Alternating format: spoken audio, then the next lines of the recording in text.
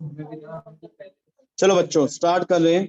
देखो बच्चों, जल्दी से सबसे पहले हम बात करते हैं, वो है कौन सा है, सस्टेनेबल डेवलपमेंट। कौन सा चैप्टर हम बात कर रहे हैं, सस्टेनेबल डेवलपमेंट।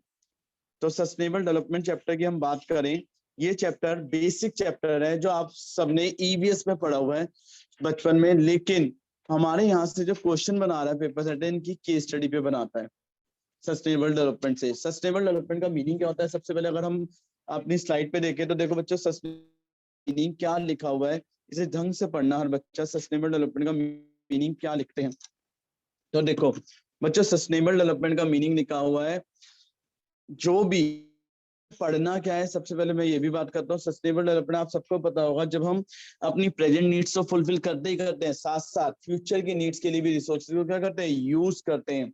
तो इस कंसेप्ट को बच्चों क्या नाम देते हैं, सस्टेनेबल डेवलपमेंट। क्या नाम देते हैं, सस्टेनेबल डेवलपमेंट का नाम देते हैं। इसके अंदर सस्टेनेबल डेवलपमेंट के अंदर हमारे को क्या क्या पढ़ना है, ठीक है। तो एक बार थोड़ा इसका ओवरव्यू ले।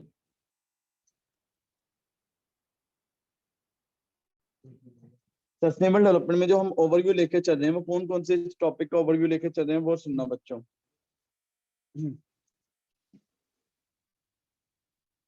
देख, जल्दी ऐड हुआ करो यार। देखो जी, हम जो ओवरव्यू लेके चल रहे हैं वो किस किस टॉपिक का लेके चल रहे हैं, देखो। सबसे पहले बात करते हैं, ग्लोबलाइजेशन की बात करेंगे। तो ग्लोबलाइजेशन से इकोनॉमिक ग्रोथ हुई, इंडस्ट्रीज प्रमोट हुई, ग्लोबलाइजेशन से बहुत बेनिफिट हुआ किसी भी कंट्री को। ग्लोबलाइजेशन से इकोनॉमिक ग्रोथ भी हुई, लेकिन इस ग्लोबलाइजेशन से पॉल्यूशन भी तो बहुत इफेक्ट पड़ा। तो ये पूरा चैप्टर हम इसी पे बेस पढ़ेंगे आज का। देखो अगर हम बात करें इस पूरे चैप्टर की, तो कहता है ग्लोबलाइजेशन से इकोनॉमिक ग्रोथ तो हुई, नो डाउट इकोनॉमिक ग्रोथ हुई, लेकिन इससे कुछ सोसाइटी को बियर भी करना पड़ा। तो हम वो टॉपिक अब पढ़ने जा रहे हैं। तो देखो सबसे पहले हम क्या पढ़ेंगे, व्हाट वी अचीव सो फार। हमने क्या अचीव किया ग्लोबलाइजेशन से, has comes at a very heavy price. क्या हमने ग्लोबलाइजेशन से इफेक्ट किया, इकोनॉमी को बेनिफिट हुआ, लेकिन किसको नुकसान दिया, एनवायरमेंट को। तो हमने ग्लोबलाइजेशन से बहुत चीजें अचीव की, लेकिन क्या बियर करना पड़ा हैवी प्राइस की फॉर्म में, एनवायरमेंट का नुकसान, एनवायरमेंट की क्वालिटी। एक क्वेश्चन आपके पीछे एनसीईआरटी का है, क्या अगर किसी कंट्री की इकोनॉमिक ग्रोथ होती है तो उसकी अपॉर्चुनिटी कॉस्ट क्या है। अगर इकोनॉमिक ग्रोथ हो रही है तो उससे हेल्थ पे भी तो लोगों के इफेक्ट आ रहे हैं कि नहीं आ रहा, आ रहे हैं। तो ये टॉपिक हम पढ़ेंगे इस चैप्टर में। तो स्टार्ट करते हैं बच्चों चैप्टर को। देखो जी, सबसे पहले हम बात करते हैं इस चीजें हमने पढ़नी है, क्या क्या पढ़ना है। रोल ऑफ एनवायरमेंट, एनवायरमेंट का रोल क्या है, सबसे पहले तो हमें ये पढ़ना है इस चैप्टर में। दूसरा, इसमें हमें क्या पढ़ना है, रोल ऑफ एनवायरमेंट पढ़ना है। सेकंड, इसमें हमें क्या पढ़ना है, state of India environment, India की क्या पोजीशन एनवायरमेंट के रिगार्डिंग, और क्या क्या स्ट्रेटेजीज हमने फॉलो की किसके लिए, टू अचीव सस्टेनेबल डेवलपमेंट। ये सब हमें पढ़ना है। एज इट इज बुक में लैंग्वेज लिखी हुई है, आप सबके पास मेरी बुक है, बुक की लैंग्वेज बिल्कुल देखते हैं ना, एज इट इज मेरी बुक की लैंग्वेज आपको मिलेगी, ठीक है। देखो बच्चों, सबसे पहले हम बात करते हैं मीनिंग ऑफ एनवायरमेंट। एनवायरमेंट होती क्या है, हम कहते हैं जो हमारे आसपास सराउंड करता है उसे हम क्या बोलते हैं, एनवायरमेंट। जो भी हमारे आसपास क्या करता है, सराउंड करता है, उसे हम क्या बोलते हैं, एनवायरमेंट। बच्चों एनवायरमेंट का मतलब क्या होता है, environment is the sum total of external forces which surround us. क्या मीनिंग होता है एनवायरमेंट का, environment is the sum total of external forces which surround us. जो भी फोर्सेस हमारे आसपास सराउंड करती है उसे क्या बोलते हैं, एनवायरमेंट, ठीक है जी। इसमें दो एलिमेंट्स आते हैं, एक आता है बायोटिक एलिमेंट्स और एक क्या आते हैं, अबायोटिक एलिमेंट्स। बायोटिक एलिमेंट्स क्या होते हैं, जितने भी लिविंग एलिमेंट्स हैं, जितने भी लिविंग एलिमेंट्स है, जैसे बर्ड्स, एनिमल्स, प्लांट्स, ठीक है, फॉरेस्ट, ठीक है, फिशरीज, ये सारे क्या हो गए, बायोटिक एलिमेंट्स हो गए। सारे क्या हो गए, बायोटिक एलिमेंट्स। तो बच्चों बायोटिक एलिमेंट समझ आ गया क्या होता है, ठीक है जी। बायोटिक एलिमेंट क्लियर है। इसमें वो सारी चीजें आती हैं जो लिविंग एलिमेंट्स है। एक नंबर में एनसीईआरटी का क्वेश्चन दिया हुआ, क्वेश्चन नंबर सेकंड इसी पे बेस है। ये जो ट्री है, फिशरीज है, ये सारे बायोटिक में जो लिविंग है, जिनकी कोई लाइफ होती है। Abiotic element non living element, air water land, जिसकी कोई लाइफ नहीं होती, वो अबायोटिक एलिमेंट्स में आते हैं। देखो सन भी दिख रहा है, ये भी किसमें आता है, अबायोटिक एलिमेंट्स। ये बेसिक चीजें हैं, लेकिन एनसीईआरटी के पीछे क्वेश्चन है, एक नंबर में आ सकता है। टू एग्जाम्पल बता बायोटिक के, टू एग्जाम्पल दो अबायोटिक के। अब हम बात कर रहे हैं नेक्स्ट टॉपिक की। तो एनवायरनमेंट का फंक्शन क्या होता है? मेरी बुक में इसकी शॉर्ट फॉर्म दे रखी है, देखो बच्चों क्या दे रखी है, सैप। क्या दे रखी है, सैप। ठीक है जी, ये यहाँ आगे पीछे दे रखी है शॉर्ट फॉर्म, आप ऐसे याद कर लेना। देखो हम ये हो गई हैं, आप देखो याद रखो। सबसे पहले एनवायरनमेंट क्या करती है, इस एक एक पॉइंट को समझते हैं बच्चों। एनवायरनमेंट सबसे पहले क्या करती है, सस्टेन लाइफ। क्या करती है, लाइफ को सस्टेन करने में कौन हेल्प करती है, एनवायरनमेंट। कैसे, एनवायरनमेंट हमें क्या प्रोवाइड करती है, basic necessity of life, sun, soil, water, air, ये सब हमें कौन प्रोवाइड करती है, environment. Sun, soil, water, air, ये सारी हमें कौन प्रोवाइड करती है, एनवायरनमेंट। तो एनवायरनमेंट किसमें हेल्प करती है, सस्टेन लाइफ। लाइफ को सस्टेन करने में जो हेल्प करेगा वो कौन करेगा, एनवायरनमेंट। कौन हेल्प करेगा, एनवायरनमेंट। विदाउट, देखो हमारे चश्मे वाले अंकल जी कौन है, sun, which human and animal life and plant can not exist. तो एनवायरनमेंट का सबसे पहला काम ही क्या होता है, ये हमारी लाइफ को सस्टेन करने में क्या करता है, हेल्प करता है। यहाँ तक कोई दिक्कत तो नहीं है। Second point, estimate waste. Estimate का मतलब करता है एब्जॉर्ब करना। एस्टिमेट का मतलब क्या होता है, एब्जॉर्ब करना। जितना भी प्रोडक्शन और कंजम्पशन के थ्रू वेस्ट जनरेट होता है, जितना भी गार्बेज होता है, इस सारे गार्बेज को कौन एब्जॉर्ब करता है, एनवायरनमेंट। तो एनवायरनमेंट का एक ये भी काम होता है कि जितना भी वेस्ट है उसे क्या करता है, एब्जॉर्ब करता है। ठीक है नी, इसे हम क्या बोलते हैं, एब्जॉर्ब दिस वेस्ट। इसे हम कहते हैं एब्जॉर्प्शन कैपेसिटी भी बोलते हैं एनवायरनमेंट की। क्या नाम देते हैं, एब्जॉर्प्शन कैपेसिटी। अभी पिछले साल बोर्ड के पेपर में आया, दो तरह की कैपेसिटी होती है, कैरिंग कैपेसिटी और एक एब्जॉर्प्शन। पिछले साल यहाँ से क्वेश्चन बन रहा है एक एक नंबर का। तो एब्जॉर्प्शन कैपेसिटी समझ आ गया, जो भी एनवायरनमेंट की एब्जॉर्ब करने की कैपेसिटी होती है उसे क्या बोलते हैं, एब्जॉर्प्शन कैपेसिटी। अब हम बात करते हैं नेक्स्ट, एनवायरनमेंट हमें क्या प्रोवाइड करती है, रिसोर्सेज प्रोवाइड करती है। एनवायरनमेंट क्या प्रोवाइड करती है, रिसोर्सेज। किसके लिए, प्रोडक्शन के लिए। कौन से रिसोर्सेज प्रोवाइड करती है एनवायरनमेंट, रिन्यूएबल और नॉन रिन्यूएबल रिसोर्सेज। किसके लिए, प्रोडक्शन के लिए। ठीक है जी, ये कंटिन्यूस हमें क्या प्रोवाइड करती है, continuous supply of this resources remain available. अगर ये अवेलेबल ना हो रिसोर्सेज, क्या है, कंट्री या कोई प्रोडक्शन हो पाएगी, नहीं। तो एनवायरनमेंट रेगुलर बेसिस पे हमें इसकी क्या करती है, सप्लाई करती है। रिन्यूएबल रिसोर्सेज कौन से होते हैं, ट्री, प्लांट्स, जो भी फॉरेस्ट में, या फिशेस इन द ओशन, ये क्या है, रिन्यूएबल, रिन्यू हो सकता है। लेकिन नॉन रिन्यूएबल कौन से होते हैं, कोल, गैस, ये वैसे आपके टॉपिक से डिलीट हो गए हैं। आगे आपके इसी चैप्टर में यानी इससे पहले वाले चैप्टर में टॉपिक था कन्वेंशन, सोर्स, नॉन कन्वेंशन, वो सब डिलीट हो गए इस साल के लिए। लेकिन इस चैप्टर में आपको पता होना चाहिए कि एनवायरनमेंट हमें क्या करती है, दो तरह के क्या प्रोवाइड करती है, resources, renewable and non renewable. Next, environment क्या प्रोवाइड करती है, एस्थेटिक सर्विसेज, यानी फॉरेस्ट, रिवर, ओशन, माउंटेन, जो हमारे आसपास सराउंड करती है वो कौन प्रोवाइड करती है, एनवायरनमेंट। इसे क्या बोलते हैं, एस्थेटिक सर्विस। कहते हैं ना, मॉर्निंग वॉक पे जाना चाहिए, मॉर्निंग में बहुत अच्छी हवा होती है, मॉर्निंग का जो व्यू होता है बहुत अच्छा होता है। तो ये सारी सर्विस कौन प्रोवाइड करती है, एनवायरनमेंट।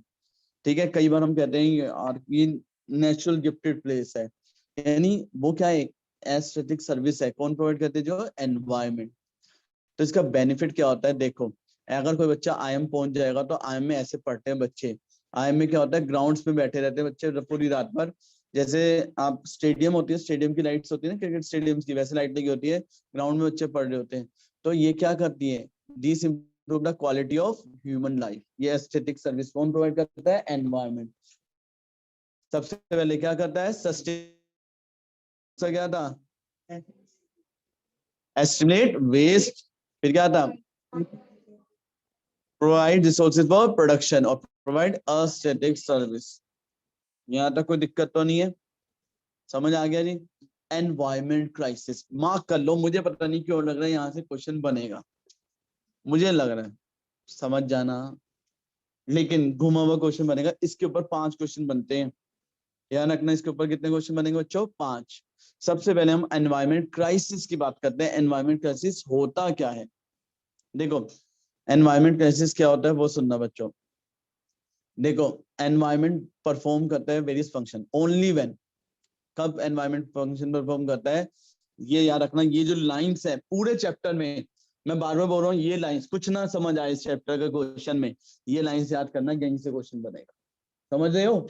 ये बोर्ड में बनेगा, स्कूल में नहीं बनेगा, स्कूल के लिए मत बोलना मेरे को, ये देखो पॉइंट क्या है, resources extension should remain below the resources of regeneration, यानी जितने भी रिसोर्सेज एक्सट्रैक्ट करते हैं, निकालते हैं, वो हमेशा कम होने चाहिए किसके मुकाबले, जितने रिसोर्सेज रीजनरेट हो, यानी जितने पेड़ आप काट रहे हो वो कम होने चाहिए जितने पेड़ लगा रहे हो।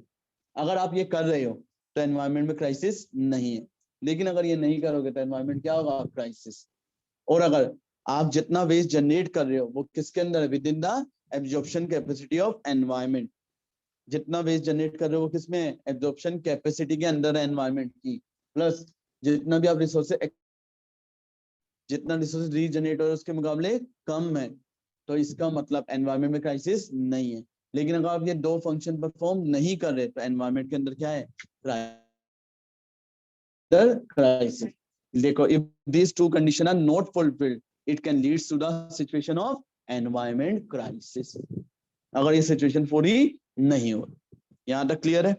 एनसीईआरटी के पीछे क्वेश्चन पढ़ोगे ना तो इस टॉपिक के ऊपर 5 क्वेश्चन, 4 से 5 अभी मैं पढ़ाऊंगा, पहले आप इधर देखो। ये समझ आ गया, बता एनवायरमेंट क्राइसिस के लिए दो कंडीशन फुलफिल हो रही तो नहीं है, नहीं हो रही तो फुल एनवायरमेंट क्राइसिस। पहला, रिसोर्सेज जो क्या कर रहे हैं, एक्सट्रैक्ट कर रहे हैं, should be with in the, should be below the resources regeneration. और जो भी एनवायरमेंट का वेस्ट है वो क्या होना चाहिए, एब्जॉर्प्शन कैपेसिटी में। ठीक है, अब हम टॉपिक पढ़ते हैं, reversal of supply demand relationship. आज से पहले, कुछ टाइम पहले जाओ, 40-50 साल पहले की बात करें, यहाँ टाइम पे एनवायरनमेंट बहुत अच्छी लगने लग गई थी। जब घर बैठे सारी नदियां साफ हो गई, सब कुछ साफ हो गया, क्यों, क्योंकि डिमांड कम थी, डिमांड ज्यादा थी। ऐसे पहले होता था, आज से 40-50 साल पहले डिमांड कम होती थी, सप्लाई ज्यादा। तो क्या, पोल्यूशन कम होता था, एनवायरनमेंट पे कोई इफेक्ट था नहीं। क्यों, क्योंकि जो रिसोर्सेज क्या हो रहे थे, एक्सट्रैक्ट हो रहे थे, वो क्या थे, लेस देन थे, जिससे रिसोर्सेज रीजनरेट और एब्जॉर्प्शन कैपेसिटी के अंदर थे। तो देखो जी, अगर हम बात करें पास की, तो डिमांड फॉर रिसोर्सेज क्या थे, लेस देन थे, किससे, सप्लाई ऑफ रिसोर्सेज से, यानी जितने रिसोर्सेज रीजनरेट हो रहे हैं उसके मुकाबले डिमांड क्या थी, कम। Rate of resources extraction was less than rate of generation of this resources, यानी जो रिसोर्सेज एक्सट्रैक्ट हो रहे हैं वो कम थे, जितने रिसोर्सेज क्या हो रहे हैं, जनरेट हो रहे हैं। ठीक है जी। नो पॉपुलेशन एक्सप्लोजन, कोई पॉपुलेशन एक्सप्लोजन नहीं था। अच्छा, सब कुछ अच्छा चल रहा था, कोई लोगों की हेल्थ का इश्यू नहीं था, कुछ भी नहीं था। आज क्या हो गया, आज क्या हो गया, डिमांड सप्लाई क्या क्या हो गया, रिवर्सल, यानी आज डिमांड ज्यादा हो गई, किससे, सप्लाई से। ठीक है जी। नो कोई इंडस्ट्रियल रेवोल्यूशन उस टाइम पे कुछ भी ऐसा नहीं था, देखो एज इट इज लिखा हुआ। लेकिन अगर हम बात करें,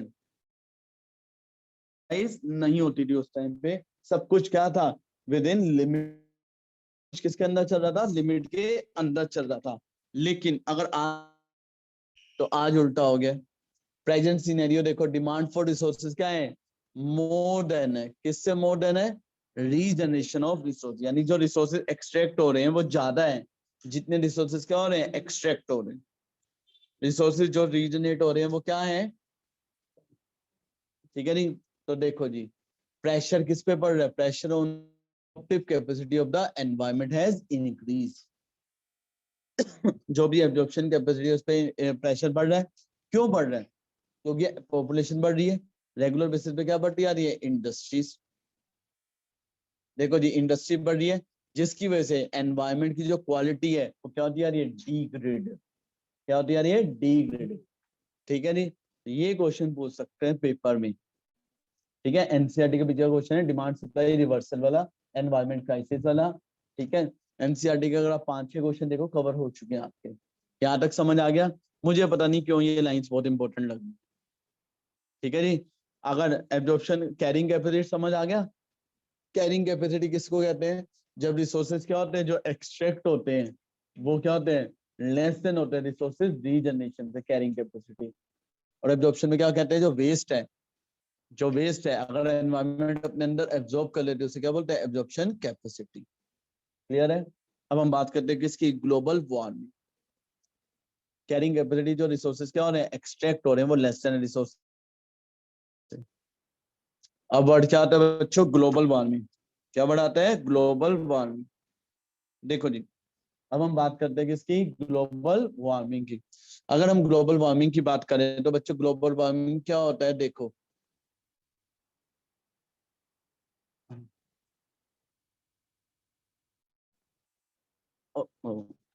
एक सेकेंड बच्चों, एक मिनट चार्जर निकाल लियो। देखो जी, ग्लोबल वार्मिंग का मीनिंग क्या होता है? सुनते हो? ग्लोबल वार्मिंग का मीनिंग क्या होता है? सबसे पहले तो हर बच्चे को ये समझना है कि ग्लोबल वार्मिंग वर्ड का मीनिंग क्या होता है। देखो, ग्लोबल वार्मिंग वर्ड का मीनिंग क्या है? एक मिनट वो ले ले, प्लग ले ले, प्लग एक यहाँ है चार्जिंग पॉइंट, देखो ये क्या है ना? अरे वहां से ले। ओ, देखो जी, ग्लोबल वार्मिंग का मतलब क्या होता है बच्चों? आप सबको पता है, जब अर्थ का लोअर टेम्परेचर बढ़ता है कम होता है? जब अर्थ का टेम्परेचर क्या होता है यार? बढ़ता जा रहा है, उसे क्या बोलते हैं? Global warming. देखो रेड से जो मार्क किया हुआ मोस्ट इंपोर्टेंट लाइन है। क्या होता है ग्लोबल वार्मिंग का मतलब? Gradual increase in the average temperature of the earth lower atmosphere. और ये किस वजह से होता है? Due to the increase in greenhouse gases. वो किसकी वजह से? Industrial revolution. ठीक है नी? तो याद रखना, ग्लोबल वार्मिंग आपके सिलेबस में अलग से है। मीनिंग लिख लोगे क्या होता है ग्लोबल वार्मिंग का मतलब? जिनके पास बुक है, बुक में एज इट इज सब कुछ लिखा हुआ है। ठीक है नी? ग्लोबल वार्मिंग का मतलब क्या होता है? Gradual increase in the earth atmosphere. क्या मीनिंग होता है? Gradual increase in the average temperature of the earth lower atmosphere. किसकी वजह से? As a result of increase in greenhouse gases. और वो ग्रीन हाउस गैसेस किसकी वजह से? Industrial revolution. तो उसे हम क्या बोलते हैं? Global warming. अब इसका इफेक्ट क्या होता है ग्लोबल वार्मिंग का? सबसे पहले ये देखो जी, एक तो टेम्परेचर राइज कर रहा है कितने से? 1.1 एफ से क्या है? फ़ारेनहाइट। और 0.6 सेल्सियस, 0.6 सेल्सियस और 1.1 फ़ारेनहाइट। सी लेवल का जो सी लेवल है होता है बढ़ता जा रहा है। सी लेवल का जो लेवल है यानी पानी का लेवल बढ़ रहा है। क्यों? जितना ज्यादा टेम्परेचर बढ़ेगा, ग्लेशियर उतने ज्यादा क्या होंगे? मेल्ट होंगे। ग्लेशियर मेल्ट होंगे, सी का लेवल क्या होगा? बढ़ेगा। ठीक है जी? आप अगर अपने सिलेबस में देखो, एनसीईआरटी में ग्लोबल वार्मिंग टेबल के अंदर दिया हुआ है बुक में, और हमारे सिलेबस में लिखा हुआ है अलग से टॉपिक ग्लोबल वार्मिंग, तो हमारे में अलग से ये क्वेश्चन बनेगा।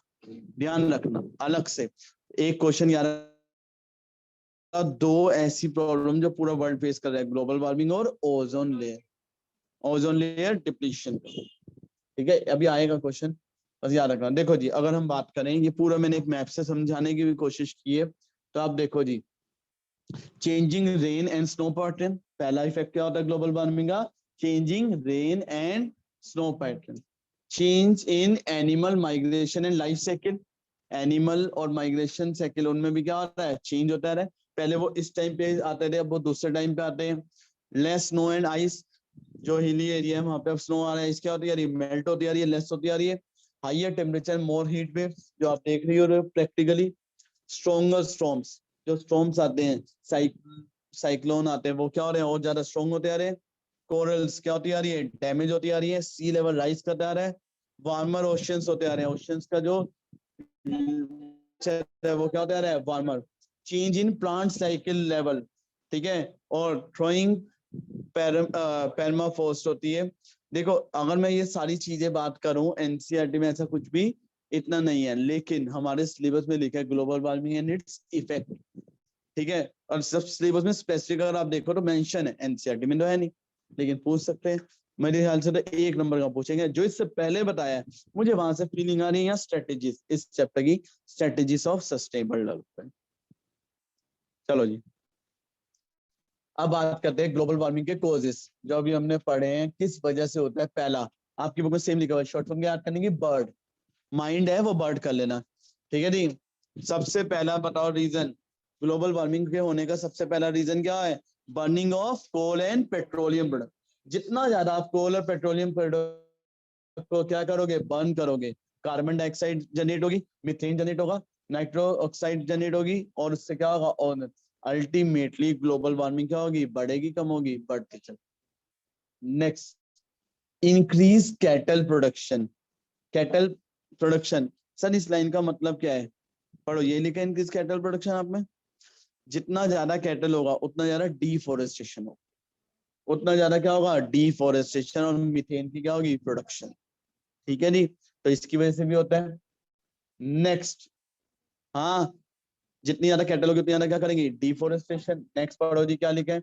Rise in use of fossil fuels. देखो कितना ज्यादा पन्नियों का यूज हो रहा है। ठीक है, कोल, अभी भी केरोसिन ऑयल, लेकिन गवर्नमेंट ने बहुत इनिशिएटिव लिए इसे कम करने के, लेकिन इसका बहुत ज्यादा इंडिया में यूज हो रहा है। तो पता है टॉप, अगर 30 कंट्री पोल्यूशन में, उनमें इंडिया की कितनी वो स्टेट्स हैं, यानी सिटीज कितनी है इंडिया की? 24 सिटीज इंडिया की हैं 30 में से। ठीक है नहीं? ठीक है, सबसे ज्यादा पोल्यूशन क्यों? यहाँ फॉसल फ्यूल का बहुत ज्यादा यूज होता है। दिल्ली में सीएनजी आ गई, लेकिन बाकी जगह तो नहीं आई। अब सीएनजी दिल्ली में क्या आई? बसेस में आई। गाड़ियां सबसे ज्यादा यूज होती है, सबसे ज्यादा टू व्हीलर यूज होते हैं। ठीक है नहीं? तो rising use of fossil fuels. Next point क्या आता है बच्चों? राइज, देखो नेक्स्ट पॉइंट यहाँ दोबारा वही आ गया है। नेक्स्ट पॉइंट क्या है वहां पे? डिफॉरेस्टेशन। मेरी बुक में पढ़ लेना क्या है? डिफॉरेस्ट।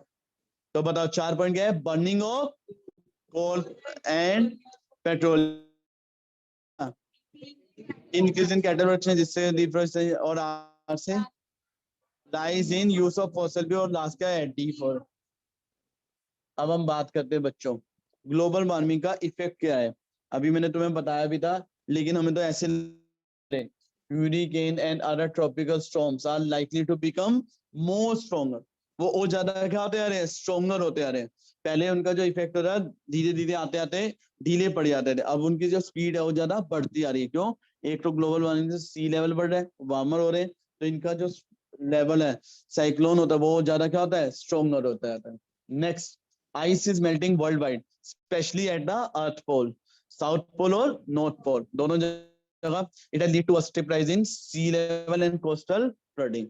जो कोस्ट बने हुए थे, यानी जैसे वो सारे भी क्या होते हैं? फ्लडेड होते जा रहे हैं, यानी कोस्टल जो एरिया है वो भी क्या होता है? कम होते जा रहा है।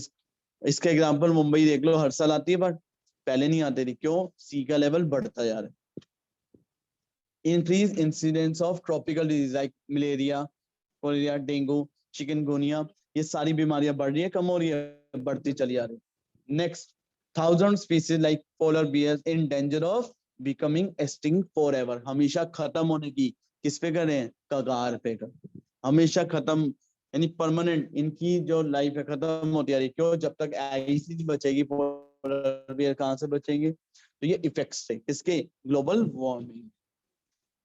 अब आता है effects of economic development on resources.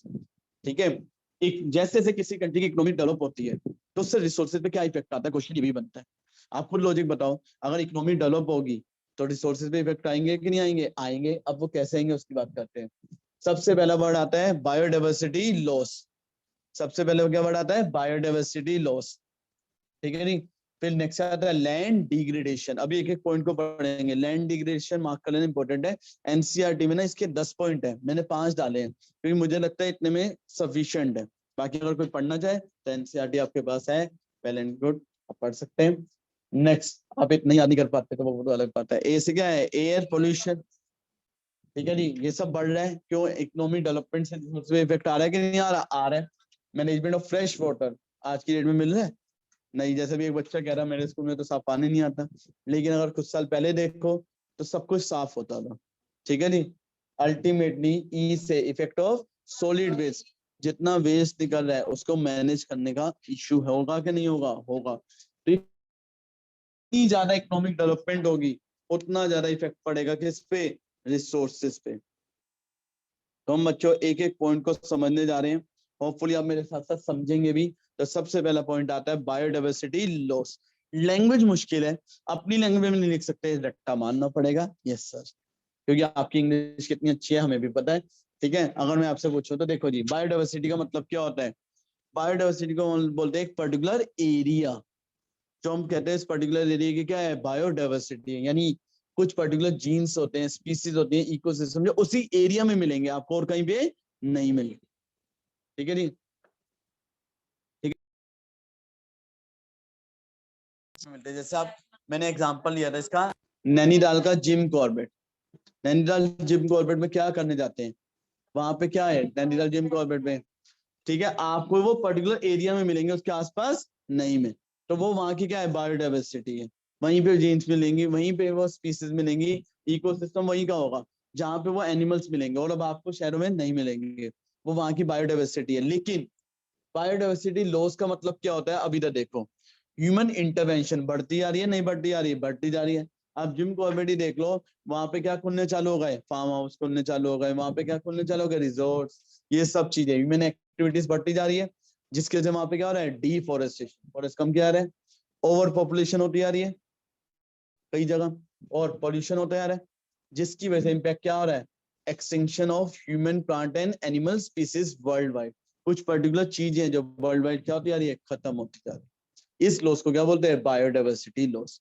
तो बायोडाइवर्सिटी का मतलब क्या हो गया, एक बायोडाइवर्सिटी का मतलब क्या होता है, एक पर्टिकुलर जीन, स्पीसीज और इकोसिस्टम जो डिफाइंड एरिया में होता है, वो क्या होता है, बायोडाइवर्सिटी। लेकिन ह्यूमन इंटरवेंशन से वो क्या होता है, धीरे धीरे धीरे कम होता जा रहा है। क्या, हाँ, तो लोग भी वहां से खत्म होते जा रहे हैं। कई पर्टिकुलर कैटेगरी के क्या होते हैं, लोग होते हैं, जैसे एनिमल्स ही, ह्यूमन भी कुछ होते हैं, जैसे एग्जांपल आदिवासी जो होते हैं।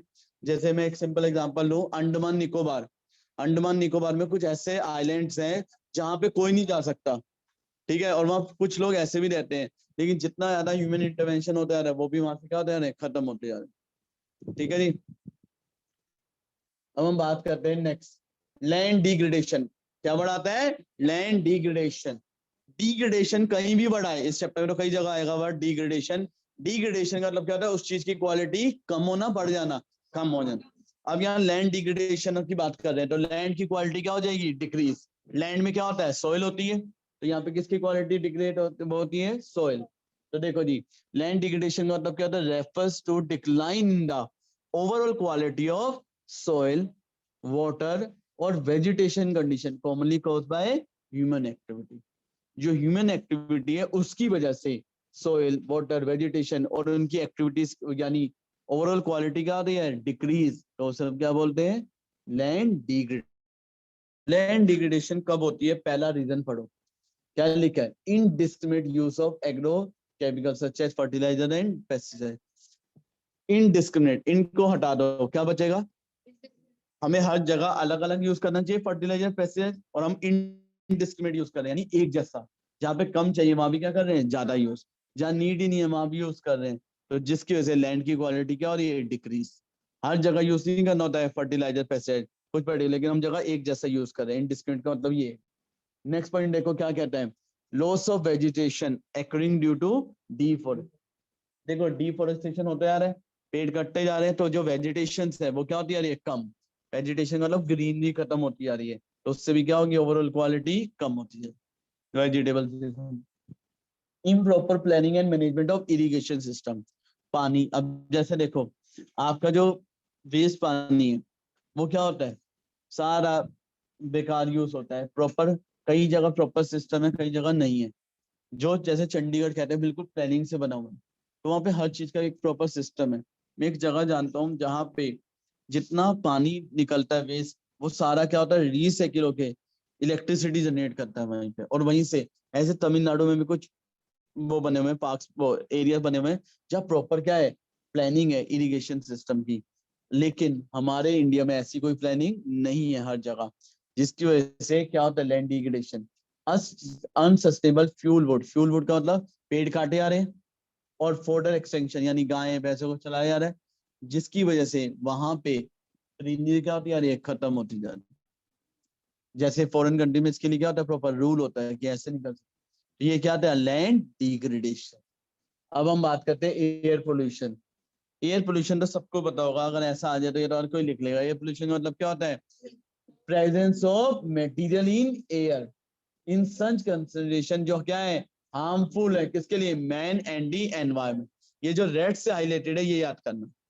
क्या मतलब होता है, एयर पोल्यूशन का मतलब क्या है, presence of material in air, presence of material in air, ठीक है, जो हार्मफुल है किसके लिए, मैन के लिए भी और एन, उसे हम क्या बोलते हैं, एयर पोल्यूशन। मेनली शहरों में एयर पोल्यूशन किससे होता है, व्हीकल से होता है, ठीक है जी। सबसे ज्यादा किससे होता है, vehicle. in India, air pollution is widespread in urban area where vehicles are major contributor and in fewer areas. समझ आ गया? मेनली क्लियर है? एयर पोल्यूशन का पॉइंट समझ आ गया सबको? अब हम बात करते हैं नेक्स्ट पॉइंट की। एयर पोल्यूशन के बाद तो गवर्नमेंट ने क्या इनिशिएटिव लिए?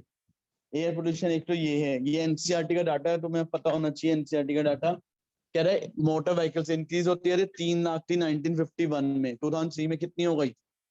67 करोड़। लैख से सीधा करोड़, 67। इसमें टू व्हीलर सब कुछ इंक्लूड है, तो आप खुद सोच लो एयर पोल्यूशन का हाल क्या हो चुका है। ये तो 2003 की है। और personal transport vehicle, two wheeler vehicle and cars only constitute 80% of registered vehicles. आज के डेट में पब्लिक ट्रांसपोर्ट कौन यूज कर रहा है दिल्ली में? जो दिल्ली का रहने वाला पर्टिकुलर पर्सन है। बाहर के लोग आके वो यूज करते हैं, और दिल्ली वाले चल भाई स्कूटी ले चलो जी, वो देखो अंकल जी हमारे लेके चल रहे हैं। ठीक है जी। तो ये है इंडिया में रीजन एयर पोल्यूशन का सबसे मेन। नेक्स्ट, एयर पोल्यूशन जब भी कैलकुलेट होता है, ये सब चीजें देखो क्या क्या पोल्यूशन होते हैं। देखो इस तरह से होते हैं, ये पिक्चर से आपको समझ आ जाएगा। Wildfires, volcanoes, airplane से कार्बन मोनोऑक्साइड छोड़ता है, सल्फर डाइऑक्साइड। आप अगर ये देखो, ये फैक्ट्री का पोल्यूशन है, टाउन्स और होम्स का जो पोल्यूशन है, वेहिकुलर, ये सारी चीजें अल्टीमेटली पहले क्या करती है? प्राइमरी पोल्यूटेंट बनती है। ये प्राइमरी पोल्यूटेंट बनती है, उसके बाद जाके क्या बनती है? सेकेंडरी। ये आपके सिलेबस में नहीं है, नॉलेज के लिए मैंने सब डाला है, ध्यान रखना। ठीक है, एयर पोल्यूशन में। तो अगर हम बात करें नेक्स्ट पॉइंट की, मैनेजमेंट ऑफ फ्रेश वाटर। हमारे यहाँ फ्रेश वाटर, साफ पानी मिलता है क्या लोगों को? नहीं मिलता। लोग सुबह सुबह बस घर पे क्या करते हैं? बाल्टी उठाते हैं, चल भाई लाइन में लग जाते हैं। कई जगह हाल भी है, दिल्ली में तो फिर भी मिल जाता है, लेकिन वो जगह ऐसा नहीं है। Quality has continued deteriorate the world. क्यों ऐसा होता है यार? है आपने देखा बिल्कुल साफ पानी हो गया था जमुना जी का गंगा, जब क्या था? कोविड था, बिल्कुल साफ। लेकिन क्यों? क्योंकि सारी फैक्ट्री का वेस्ट वहीं जाता है, सारा वेस्ट वहीं जाता है। तो रीजन क्या है? देख ही रहे हो आप। ठीक है, industry and mining are expending and river become containment with toxic chemicals. ठीक है जी, और वो उस टाइम पे बंद हो गया था। इम्पैक्ट क्या हुआ? Service water become increasingly polluted. वो पोल्यूट होगा तो सर्विस वाटर भी क्या होगा? पोल्यूट होगा। बिना आरओ के आप पानी नहीं पी सकते, और सबसे ज्यादा वाटर बोर्न डिजीज होती है इससे। दिल्ली के लोगों को कुछ ज्यादा ही हो जाती है। ठीक है नहीं। और ground water has been contained में। सरफेस वाटर यहाँ तक क्लियर है? सरफेस और ग्राउंड वाटर समझ आ गया? जमीन के नीचे वाला वो, ये सारा क्या होता है यार? टॉक्सिक केमिकल मिक्स हो चुका है। ठीक है जी। और वाटर बोर्न डिजीज क्या कर रही है? इफेक्ट कर रही है सबसे ज्यादा किसको? पुअर को, क्यों? उनके पास आरओ वारो तो कुछ है नहीं। लास्ट, मैनेजमेंट कह रहे many city generate more solid waste than they collect और डिस्पोज। वेस्ट ज्यादा है, जैसे हिली स्टेशन में चले जाओ, जब उनका सीजन होता है तो इतना ज्यादा पोल्यूशन आता है, इतना ज्यादा पोल्यूशन होता है, आप सोच नहीं सकते। यानी वेस्टेज इतना हो जाता है, लेकिन उसे लगाने का प्रॉपर तरीका नहीं है। तो inadequate collection, unmanaged disposable, number of problem create करते हैं। किसके लिए? ह्यूमन हेल्थ और प्रोडक्टिविटी दोनों के लिए। तो ये हमारे इफेक्ट हैं। इसके बाद हम सस्टेनेबल डेवलपमेंट ये नेक्स्ट क्लास में पढ़ेंगे बच्चों। होपफुली आपको यहाँ पे समझ आ गया होगा। कोई डाउट हो तो कुछ भी, कोई डाउट हो तो मेरे से पूछ लेना। अरे एक मिनट रुक जा, एक मिनट, एक मिनट। यहाँ तक क्लियर है सबको बच्चों? चलो जी, चलो जी, हम यहीं पे क्लास को वाइंड अप करते हैं। होपफुली आपको